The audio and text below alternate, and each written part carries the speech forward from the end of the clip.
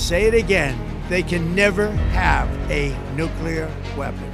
That is why in Operation Midnight Hammer last June, بعد از عمری مجاهدت حسینی و دائمی و خستگی ناپذیر। दोस्तों पूरे Iran से या तो रोने की या फिर जश्न की खबरें सामने आ रही है। अब ये ऑफिशियल हो चुका है कि अली खेमनेई को अमेरिका और इजराइल के द्वारा जो ईरान के ऊपर हमला किया गया उसमें मार गिराया गया है।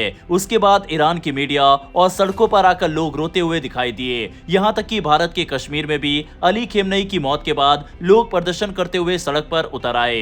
हालांकि मिडिल ईस्ट में बढ़ते टकराव ने दुनिया की टेंशन बढ़ा दी है, लेकिन सबसे मुश्किल स्थिति अगर किसी देश के लिए बनी है तो वह है भारत, क्योंकि यहाँ हर फैसला सीधे हमारी अर्थव्यवस्था, सुरक्षा और भविष्य से जुड़ा हुआ है। कभी भारत और ईरान काफी करीब हुआ करते थे, लेकिन पहले भारत के द्वारा चाबहार पोर्ट के लिए फंडिंग रोकी जाती है और इसके ठीक बाद जिस समय भारतीय प्रधानमंत्री नरेंद्र मोदी इजराइल के दौरे पर थे, उसके तुरंत बाद ही इजराइल और अमेरिका ने ईरान के इतिहास का सबसे बड़ा हमला ईरान के ऊपर कर दिया और इसको लेकर ईरान खासा नाराज है। ईरान को लगता है कि भारत को इस हमले की खबर थी, साथ ही जिस तरह से भारत ने चाबहार पोर्ट से अपने हाथ पीछे खींचे हैं, इससे भी ईरान नाराज है और हालात ये हो चुके हैं कि ईरान के जितने भी करीबी दोस्त थे, चाहे रूस हो या फिर चीन, इस समय वह भी ईरान के साथ खड़े दिखाई नहीं दे रहे, क्योंकि अब ईरान को सिर्फ बयानबाजी से फायदा नहीं पहुंचने वाला। ईरान की बौखलाहट इसी बात से समझ में आती है कि वह अंधाधुंध हर देश के ऊपर मिसाइल दाग रहा है, सऊदी अरब हो या फिर यूएई। इनके अलावा अन्य 6 मुस्लिम देशों के ऊपर भी मिसाइल दागी गई है ईरान के द्वारा। लेकिन सबसे बड़ा सवाल अब यह है कि ईरान जो दावा कर रहा है कि उसके पास हाइपरसोनिक मिसाइल मौजूद है, क्या अब वह उसे भी बाहर निकालेगा और क्या अब अमेरिका के नौसेना के जहाजों को भी निशाना बनाया जाता है? क्योंकि ईरान के लिए अब स्थिति ये हो गई है कि या तो सरेंडर करे या फिर ऑल आउट वॉर के लिए जाए और फिलहाल ये लगता है कि ईरान अभी अली खेमनेई की मौत के बाद भी घुटने टेकने वाला नहीं है। यही कारण है कि डोनाल्ड ट्रंप के द्वारा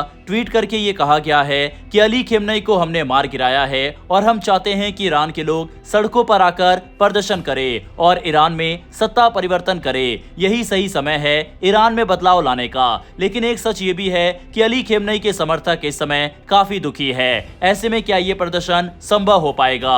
अमेरिका और इजराइल द्वारा ईरान पर की गई सख्त सैन्य कार्रवाई के बाद पूरे क्षेत्र में हालात बेहद तनावपूर्ण हो गए हैं। खबरें ये भी है कि इस ऑपरेशन का मकसद ईरान के परमाणु कार्यक्रम को रोकना और उसके शीर्ष सैन्य ढांचे को कमजोर करना था। जवाब में ईरान ने भी कड़ा रुख अपनाया है और साफ संकेत दिए हैं कि वह पीछे हटने वाला नहीं है। इसी बीच भारत के लिए चिंता इसलिए बढ़ गई है क्योंकि उसके रणनीतिक और आर्थिक हित इस पूरे क्षेत्र से गहराई से जुड़े हुए हैं। यही कारण है कि इस समय भारत ने अपने नागरिकों के लिए एडवाइजरी जारी की है, क्योंकि हजारों भारतीय इस इलाके में काम, पढ़ाई और व्यापार के सिलसिले में मौजूद है। हाल ही में प्रधानमंत्री नरेंद्र मोदी की इजराइल यात्रा भी चर्चा में रही, जिसे अंतर्राष्ट्रीय स्तर पर एक महत्वपूर्ण कूटनीतिक संकेत माना गया। पिछले कुछ वर्षों में भारत और इजराइल के रिश्ते रक्षा, तकनीक और व्यापार के क्षेत्र में काफी मजबूत हुए हैं, लेकिन भारत ने हमेशा संतुलन बनाए रखते हुए ईरान से भी अपने संबंध बनाए रखे हैं। भारत की सबसे बड़ी रणनीतिक चिंता ईरान में स्थित चाबहार बंदरगाह को लेकर है।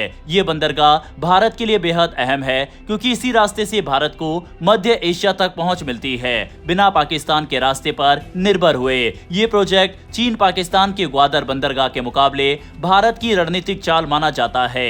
अगर क्षेत्र में युद्ध लंबा खिंचता है तो ये परियोजना प्रभावित हो सकती है। भारत ने पहले ही इसमें फंड देने से इनकार कर दिया है। यही कारण है कि इस तनाव की वजह से भारत की कनेक्टिविटी योजनाओं को बड़ा झटका लग सकता है। मध्य एशिया भारत के लिए ऊर्जा और खनिज संसाधनों का महत्वपूर्ण स्रोत है। केंद्र एशिया के देशों, खासकर कजाकिस्तान से मिलने वाला यूरेनियम भारत के परमाणु ऊर्जा कार्यक्रम के लिए जरूरी है, लेकिन भारत की इस क्षेत्र तक सीधी सीमा नहीं है। इसीलिए ईरान के रास्ते ही व्यापार और परिवहन संभव है। यदि संघर्ष बढ़ता है तो अंतर्राष्ट्रीय परिवहन परियोजनाएं और सप्लाई चेन प्रभावित हो सकती है। इस संकट का असर सिर्फ रणनीतिक नहीं बल्कि आर्थिक भी है। दुनिया का बड़ा हिस्सा कच्चा तेल स्ट्रेट ऑफ हॉर्मुज से होकर गुजरता है, जिस पर ईरान का प्रभाव है। भारत अपनी तेल जरूरतों का अधिकांश हिस्सा खाड़ी देशों से आयात करता है।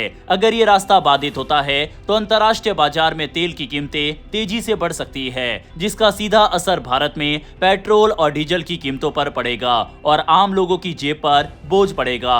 इसके अलावा सुरक्षा का मुद्दा भी बड़ा है। इजरायल और ईरान में बड़ी संख्या में भारतीय नागरिक मौजूद है, जिनकी सुरक्षा भारत सरकार की प्राथमिकता है। जरूरत पड़ने पर भारत पहले भी बड़े रेस्क्यू ऑपरेशन चला चुका है, इसीलिए इस बार भी स्थिति पर नजर रखी जा रही है।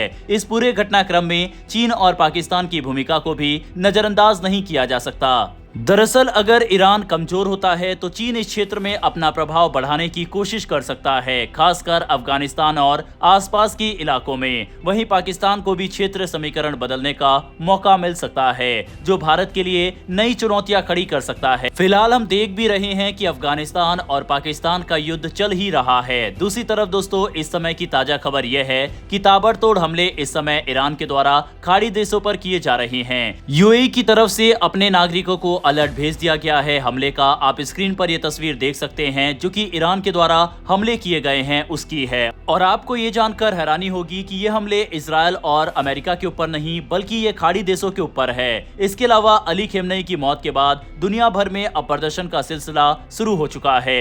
भारत के कश्मीर में भी अली खेमनेई की मौत के बाद सड़कों पर उतरकर लोग रोते और प्रदर्शन करते दिखाई दिए। यही हालात इस समय जर्मनी, यूके और अमेरिका में भी मौजूद मुसलमान लोगों की तरफ से रिएक्शन देखने को मिला।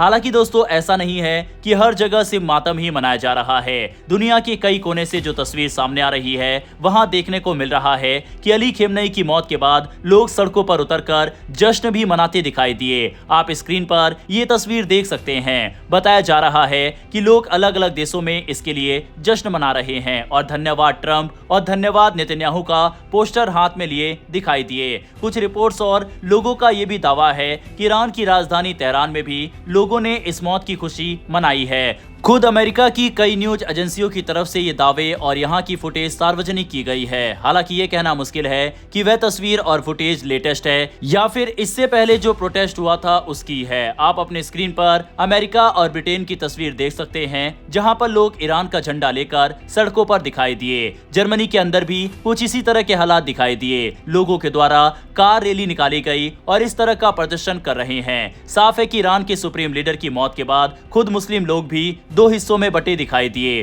कुछ लोग खुश हैं तो कुछ लोग रोते हुए दिखाई दिए। दोस्तों, आने वाले समय में और भी बड़े हमले ईरान के ऊपर ये दोनों देश मिलकर कर सकते हैं। दोनों देशों का टारगेट है और भी टॉप लेवल अथॉरिटीज या जनरल वगैरह को मार गिराना और लोग खुद सड़कों पर आकर ईरान के अंदर परिवर्तन लेकर आए। हालांकि यहाँ पर सबसे बड़ा सवाल ये उठता है कि जब ईरान के अंदर उसके इतिहास का सबसे बड़ा प्रदर्शन चल रहा था, जब लोगों के द्वारा उस समय अमेरिका से मदद मांगी जा रही थी, उस समय अमेरिका क्यों नहीं सामने आया? और अगर उस समय इस तरह की घटना हुई होती और अमेरिका इजराइल मिलकर ईरान के ऊपर हमला किए होते तो आज शायद तस्वीर और भी अलग देखने को मिलती, क्योंकि उस समय लोगों का गुस्सा ईरान के सुप्रीम लीडर के ऊपर काफी ज्यादा था। तब उस प्रदर्शन में 30,000 से ज्यादा लोगों के मारे जाने की खबर सामने आई थी, लेकिन लोग मरते रहे और अमेरिका ने वादा करके भी उस समय साथ नहीं दिया था और अब ये अटैक किया गया है। ऐसे में क्या अमेरिका के कहने पर वापस से इस तरह का प्रदर्शन ईरान के अंदर दिखाई देता है या नहीं, ये तो आने वाले समय में ही पता लगेगा।